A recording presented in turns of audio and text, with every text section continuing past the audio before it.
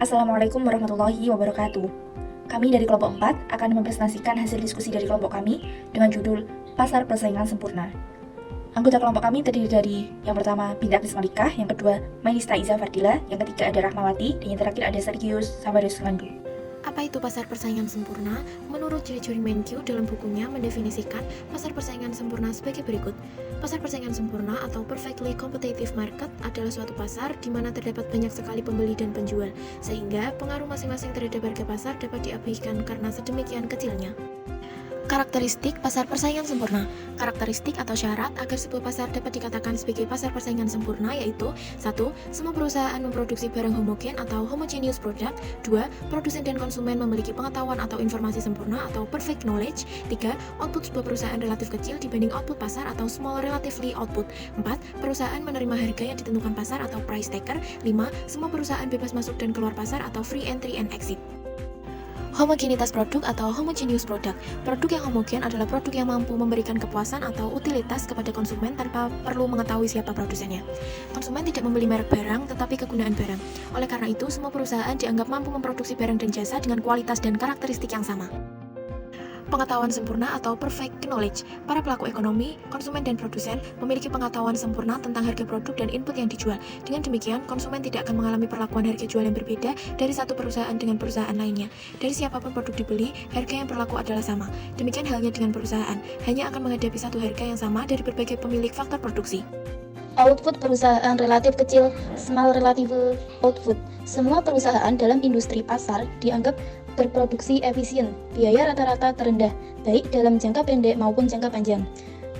Kendatipun demikian, jumlah output setiap perusahaan secara individu dianggap relatif kecil dibandingkan jumlah output seluruh perusahaan dalam industri.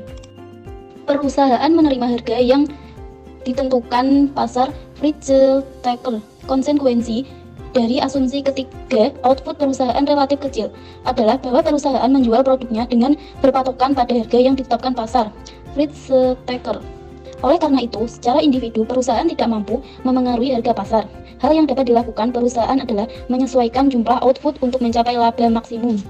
Keleluasaan masuk atau keluar pasar, free entry and exit.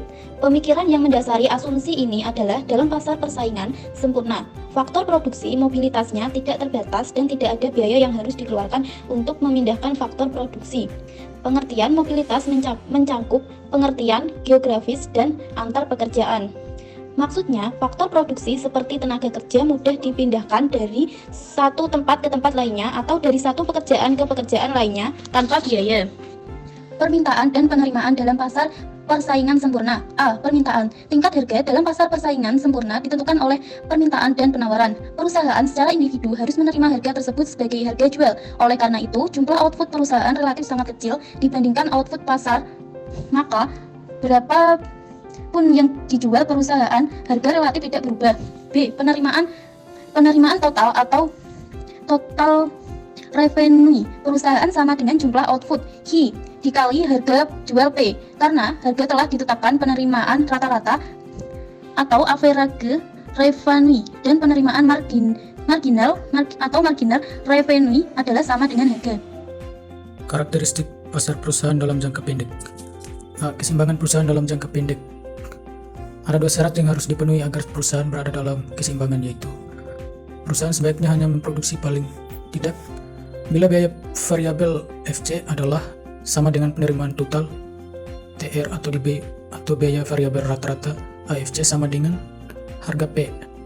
Dalam kondisi ini perusahaan hanya menanggung kerugian biaya tetap VC di mana biaya ini dengan atau tanpa produksi tetap harus dikeluarkan. Namun jika FC lebih kecil dari harga, maka perusahaan tidak mampu menutupi lagi beban biaya tetap. Kegiatan produksi hanya menambah beban, karena itu produksi sebaiknya diperhatikan.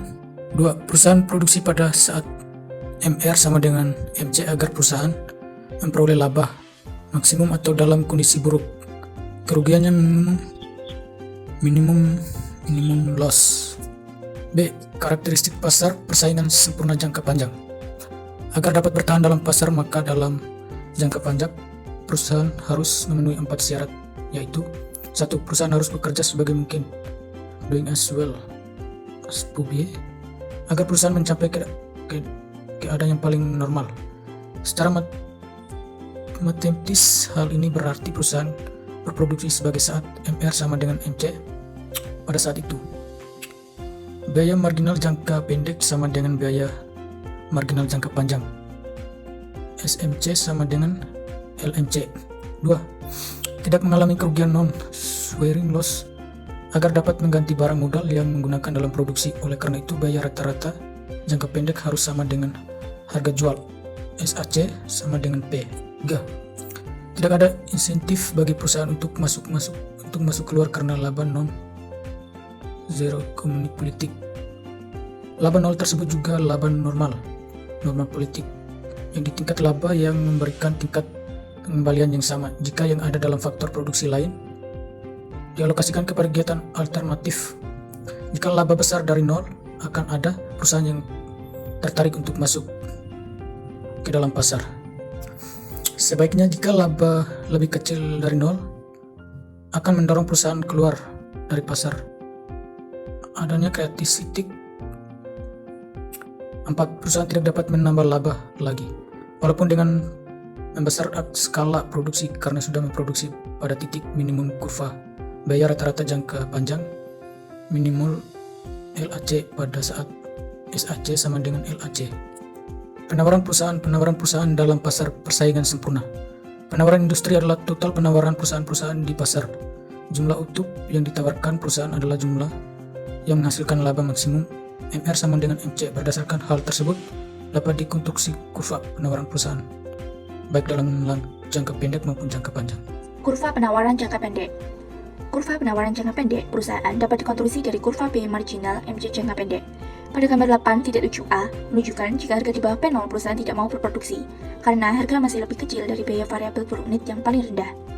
Jika harga naik ke P1 akan mencapai laba maksimum, perusahaan berproduksi pada saat MR sama dengan MC atau ML sama dengan P, sehingga jumlah output adalah Q1. Jika harga jual terus meningkat, misalnya ke P2, P3, dan P4, maka perusahaan harus memproduksi Q2, Q3, dan Q4 akan mencapai laba maksimum. Kurva MC menunjukkan hubungan antara tingkat harga dengan jumlah output yang diproduksi. Dengan demikian, dalam pasar persaingan sempurna, kurva MC setelah melewati titik potong dengan minimum kurva ABC adalah kurva penawaran jangka pendek pada gambar 8.7b. Dapat ditarik kesimpulan bahwa dalam pasar persaingan sempurna, meskipun perusahaan menderita rugi selama P masih di atas ABC, sebaiknya perusahaan tetap berproduksi karena kerugian yang diderita masih lebih kecil dari VC yang harus dikeluarkan apabila perusahaan tidak berproduksi. Dan jikalau berproduksi, berarti sebagian dari VC masih dapat tertutup. Namun, jika P di bawah AVC, maka sebaiknya perusahaan tidak berproduksi, karena kalau tetap berproduksi maka akan mengakibatkan kerugian lebih besar dari VC. Selanjutnya, kurva penawaran jangka panjang. Dalam masa persaingan sempurna, kurva penawaran jangka panjang merupakan lokus keseimbangan jangka panjang pada berbagai tingkat produksi. Kurva penawaran jangka panjang ini dibagi menjadi 3. Yang pertama ada industri skala biaya konstan atau constant cost industry. Industri skala biaya konstan adalah penambahan penggunaan faktor produksi karena masuknya perusahaan-perusahaan baru tidak akan menaikkan harga faktor produksi. Karenanya, kurva-kurva biaya perusahaan yang sudah ada tidak berubah seperti yang ditunjukkan. Gambar 8.8a. Jika permintaan pasar meningkat, kurva permintaan D1 bergeser ke D2. Harga output meningkatkan ke P2. Gambar 8.8b. Harga P2 menyebabkan perusahaan lama menikmati laba supernormal. Hal ini mengundang perusahaan-perusahaan lain memasuki industri dan menambah penawaran sampai mencapai keseimbangan pada harga P1. Kurva S1 bergeser ke S2. Kurva penawaran jangka panjang adalah LS yang membentuk garis lurus sejajar subhorizontal. Biaya menaik atau increase cost industry. Pada industri skala biaya menaik, masuknya perusahaan-perusahaan baru menyebabkan harga faktor produksi naik, sehingga terjadi perubahan struktur biaya dan pergeseran titik keseimbangan. Pada gambar 8.9c menunjukkan peningkatan permintaan D1 ke D2, menaikkan harga ke P2 yang mengandung masuknya perusahaan-perusahaan lain ke dalam industri. Akibatnya, struktur biaya perusahaan berubah menjadi lebih mahal. Gambar 8.9a adalah struktur biaya sebelum masuknya perusahaan lain, dan gambar 8.9b adalah struktur biaya setelah masuknya perusahaan lain. Perubahan struktur biaya menyebabkan titik potong MR dan MC bergeser dan mendesak perusahaan mengubah jumlah output yang ditawarkan. Akibatnya, dalam industri, kurva penawaran bergeser ke S2 dengan tingkat harga P3 dan output Q3. Pada saat itu, perusahaan menikmati laba normal yang menyebabkan gerak masuk keluar terhenti. Oleh karena itu, kurva penawaran jangka panjang adalah LS yang mempunyai sudut kemiringan positif. Yang ketiga ada industri skala biaya menurun atau decreasing cost industry. Pada industri skala biaya menurun, masuknya perusahaan-perusahaan lain ke dalam industri justru menurunkan harga faktor produksi karena efisiensi skala besar. Akibatnya seluruh biaya berubah menjadi lebih murah. Dapat dilihat pada gambar 8.10a ke gambar 8.10b. Dan gambar 8.10c meningkatkan permintaan D1 ke D2 yang mana menaikkan harga jual ke P2 yang mengundang masuknya perusahaan-perusahaan lain. Dengan struktur biaya yang baru, keseimbangan pun bergeser yang menyebabkan kurva penawaran bergeser, yaitu S1 ke S2. Jumlah penawaran industri adalah Q3. Kurva penawaran jangka panjang adalah LS yang menunjukkan sudut kemiringan negatif. Kekuatan dan kelemahan pasar persaingan sempurna. Kekuatan. Konsekuensi model pasar persaingan sempurna bagi masyarakat adalah pasar ini memberikan tingkat kemakmuran dan kenikmatan utilitas hidup yang maksimal. Karena 1. Harga jual barang dan jasa adalah yang termurah. 2. Jumlah output paling banyak sehingga rasio output per penduduk maksimal, kemakmuran maksimal. 3. Masyarakat merasa nyaman dalam mengonsumsi karena tidak perlu membuang waktu dan tidak takut ditipu dalam kualitas dan harga. Kelemahan. Namun demikian, model pasar persaingan sempurna memiliki beberapa kelemahan. 1. Kelemahan dalam hal asumsi. Asumsi yang dipakai dalam pasar persaingan sempurna mustahil terwujud karena dalam dunia nyata dibatasi oleh dimensi waktu dan tempat yang menyebabkan perpindahan faktor produksi. 2. Kelemahan dalam pengembangan teknologi. Model pasar persaingan sempurna menyatakan bahwa keseimbangan dalam jangka panjang akan tercapai dalam setiap perusahaan memperoleh laba normal. Masalahnya, tidak semua perusahaan dapat melakukan kegiatan riset dan pengembangan dengan laba normal, padahal hal tersebut sangat dibutuhkan untuk meningkatkan efisiensi produksi. 3. Konflik efisiensi keadilan. Pasar persaingan sempurna sangat menekankan efisiensi, namun hal ini menimbulkan masalah jika diterapkan dalam kehidupan nyata. Contohnya kasus industrialisasi di negara berkembang. Karena industrinya masih tahap awal perkembangan, maka biaya produksinya jelas lebih tinggi.